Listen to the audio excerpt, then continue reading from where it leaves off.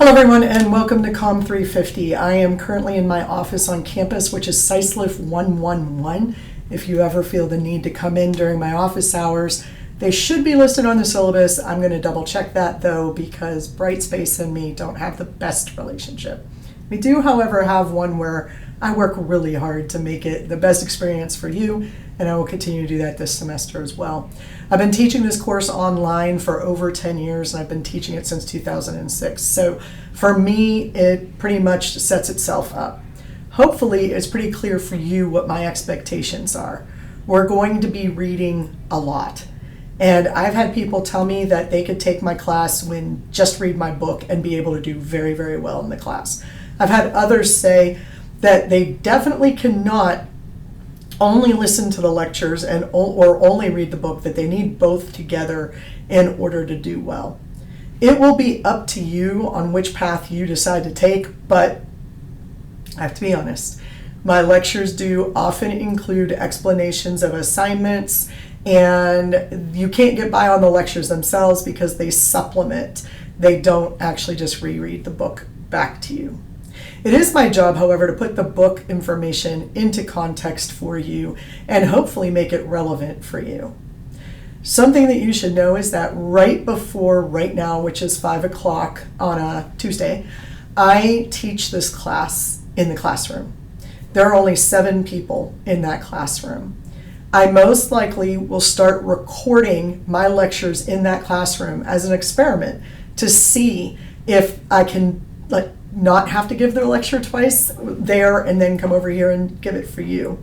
So instead, we're going to try to record that in there, which means that you're going to hear some of the student interactions as well, which actually may be super beneficial. We'll try that out for about a week and we'll see what you think of it by the time we're done. And if it works for you guys, great. If not, we'll go back to this format. So today, what did we talk about? Well, we talked a lot about the syllabus. We talked a lot about messages and where they come from. We talked about communication and all of the parts of the communication situation that you all learned about in COM 115. And we talked about the word rhetoric. You all will be receiving an assignment from me in the next week where I ask you to reflect on, what does the word rhetoric mean? What has been your experience with it, if anything at all? What do you think it means?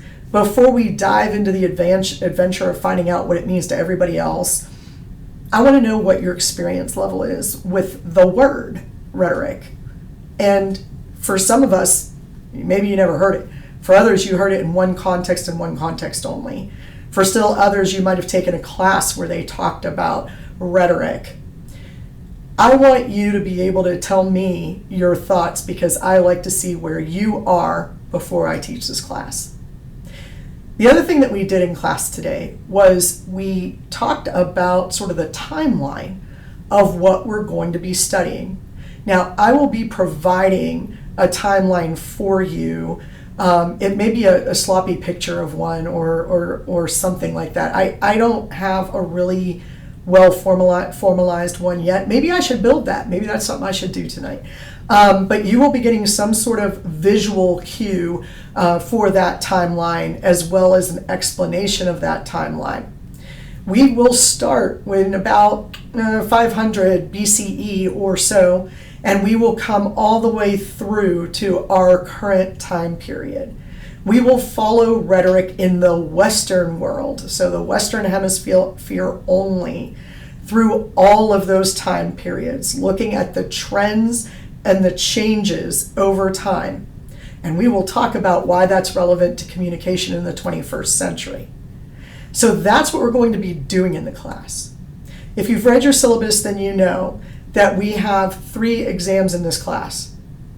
And those 3 exams, which I think are actually not listed there because I think it's missing exam 2. So I will be fixing that tonight as well. Those exams are going to be online, open note, open book, open anything, open lecture. You will have a week to take those exams. Now, You can only take the exam once, so you can only open it once, but you can keep it open as long as you want, for that whole week, for a couple days, for a few hours, as long as you want. You submit it when you're done completely with the exam. Hopefully, this allows you to take the exam in your own time and be able to do your own thing so that you can fit what you need to get done for this class into your lifestyles. Hopefully that's beneficial to you all. Strict dates are only for the papers, and your final exam will run the entirety of finals week. Your 3 exams, that includes your final, by the way, your 3 exams will not be comprehensive, so they will pick up where the last exam left off and go until the next exam is to start. All of that we will discuss the specific particulars of when we get to the time to take those exams, and I will help you review for them. All of the questions are either multiple choice or short answer, sort of a list and define or list and explain. Aristotle's definition of rhetoric isn't something I can put into a multiple choice. So a lot of them are multiple choice, but not necessarily all of them. So you will have a couple of short answers, but no essay lengths, nothing like that, nothing that should take you an extraordinary amount of time. But I want you to make sure that you're able to take the time to take the exam. Papers, you will always have a minimum of 6 weeks from the time that I really discuss them to when they're due, 100%.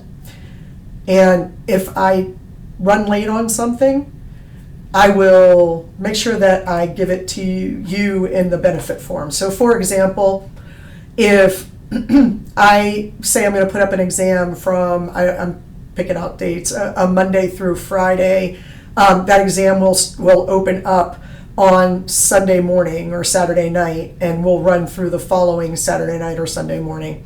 And let's say that it doesn't go up, Brightspace does something wrong, I get delayed in some way, things like that happen, and the exam doesn't get to you until Monday morning. Well, you will have until the following Monday morning to do the exam. So you will always have 7 days to do your exam. And hopefully that helps us all with our time allocation, because reading is so key to this course. Again, I supplement your readings. I don't reread things for you.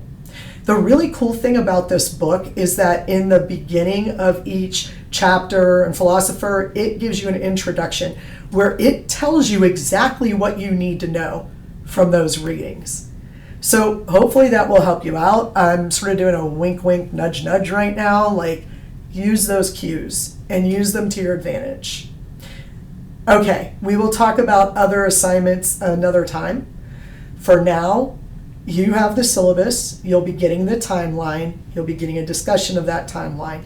On Thursday, most likely, I will record that lecture in the classroom, and we will begin our experiment of me not recording the lecture twice.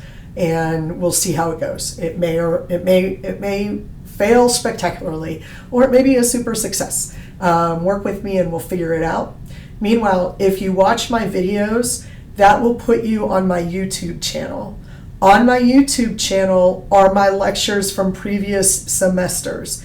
If something isn't quite making sense, you could go find that lecture from last semester or from the summer or from a previous semester and watch that and see if that helps you in understanding any more. You can also email me with any questions. I beg of you. If you email me and I don't respond within 24 hours or over the weekend 48 hours, then please send me a text message. There is a chance I did not get your email. There is a chance it's in a bulk folder somewhere. So please let me know that I should be looking for it. And if I don't have it, I'll be able to write back to you and say, I cannot find it, please send it to me again, so that we can resolve any issue that you might encounter over the course of the semester.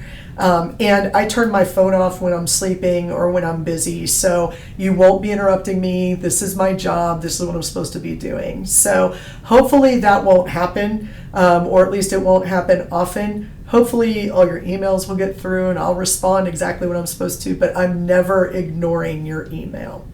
All right, everybody, I hope that this gives you a good introduction. I'm excited to work on this class, as I am every semester. For some reason, I find studying the history and philosophy of really old, dead dudes and some women, I find that exciting in some way. So I especially like leading us up to where we are now, so we could talk about the impact all of the last 2,400 years have had on the way that we work with communication today.